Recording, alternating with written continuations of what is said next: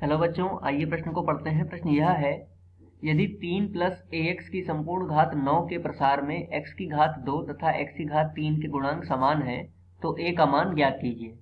आइए सर्वप्रथम प्रश्न की मुख्य अवधारणा को जान लेते हैं।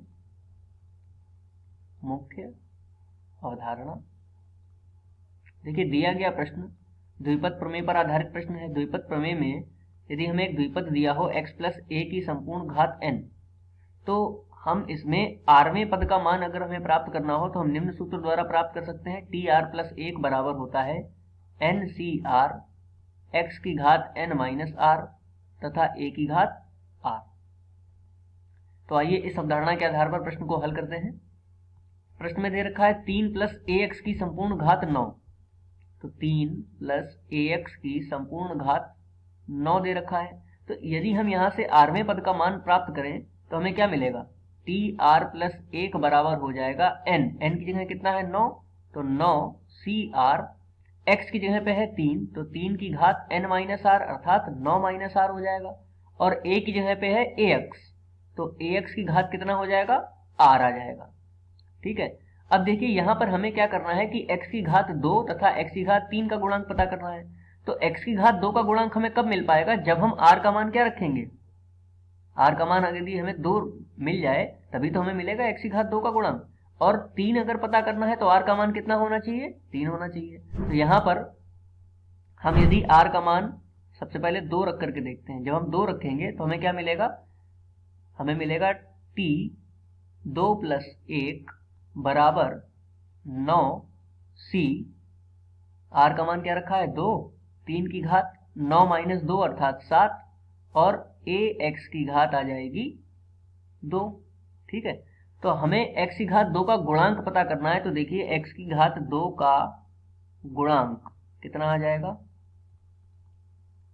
x की घात 2 का गुणांक आ जाएगा 9 सी 2 गुणा 3 की घात 7 और a की घात 2, यह आ जाएगा।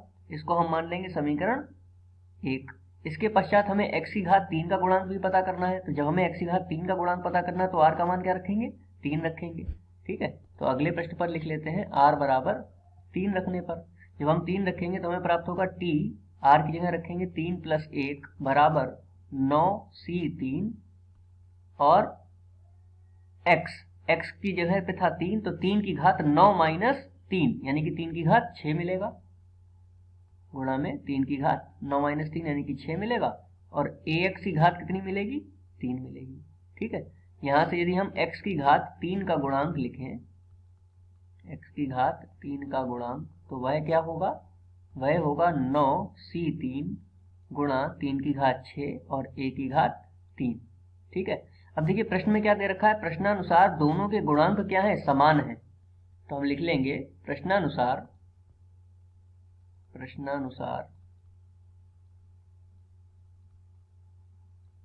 x की घात 2 का गुणांक बराबर है x की घात 3 के गुणांक के। ठीक है, तो दोनों के गुणांकों को बराबर कर देते हैं। तो देखिए x की घात 2 का गुणांक कितना आया है? 9 सी 2 3 की घात 7, यहाँ पर लिख लेंगे 9 सी 2 3 की घात 7 और गुणा a की घात 2 बराबर x की घात 3 का गुणांक कितना आया? यह रहा 9 सी 3 3 की घात 6 और a की घात 3। ठीक है, अब देखिए हमें a का मान प्राप्त करना है तो a वाले पद एक तरफ लिख लेंगे, बाकी सभी पदों को एक तरफ लिख लेंगे। या फिर सर्वप्रथम इसको हल कर लेते हैं। चलिए 9 सी 2 का यदि हम मान प्राप्त करें, देखिए NCR का सूत्र होता है फैक्टोरियल n बटे फैक्टोरियल n माइनस आर गुणा फैक्टोरियल r। यहाँ से यदि हम 9 सी 2 का मान प्राप्त करें तो कितना आएगा? फैक्टोरियल 9 बटे फैक्टोरियल 9 माइनस 2 अर्थात फैक्टोरियल 7 और फैक्टोरियल 2, और 3 की घात कितनी है? 7 है, a की घात 2 है, बराबर 9 सी 3 का मान लिखें तो फैक्टोरियल 9 बटे फैक्टोरियल 9 माइनस 3 यानी कि फैक्टोरियल 6, और यहाँ पर आएगा फैक्टोरियल 3। यहाँ पर है 3 की घात 6 और a की घात 3। अब देखिए यदि हम इसको हल करें तो फैक्टोरियल 9 से फैक्टोरियल 9 कट जाएगा, 3 की घात 7 यहाँ पर है, 3 की घात 6 यहाँ पर है, तो यहाँ से यदि हम ये काटे तो एक 3 की घात बचेगी यानी कि 3 बचेगा यहाँ पर। इसी प्रकार a की घात 2 से a की घात 3 कट जाएगा और यहाँ पर a बचेगा। ठीक है, अब इसको हल कर लेते हैं। देखिए क्या क्या बच रहा है हमारे पास। ऊपर बच रहा है यहाँ पर 3 बटे 7, यदि बाहर लिख लें तो बचेगा अंदर कितना, फैक्टोरियल 6 और फैक्टोरियल 2 बराबर। यहाँ पर देखिए क्या बच रहा है, a बटे में 6 फैक्टोरियल और 3 को यदि बाहर लिख लें तो बचेगा 2 फैक्टोरियल। ठीक है, तो देखिए फैक्टोरियल 2 से फैक्टोरियल 2 भी कट गया, फैक्टोरियल 6 से फैक्टोरियल 6 भी कट गया। अब हमें प्राप्त हो रहा है 3 बटे 7 बराबर a बटा 3। अब यदि हम तुलसी गुणा कर लें तो हमें प्राप्त होगा 7a बराबर 9। अगले प्रश्न पर लिख लेते हैं 7a बराबर 9, तो a का मान क्या आ जाएगा, 9 बटा 7। इस प्रकार हम a का मान प्राप्त कर लेंगे। यह हमारा अभीष्ट उत्तर है। मुख्य अवधारणा के आधार पर ये दिए गए प्रश्न का उपयुक्त उत्तर है। आशा करते हैं आपको समझ में आया होगा। धन्यवाद।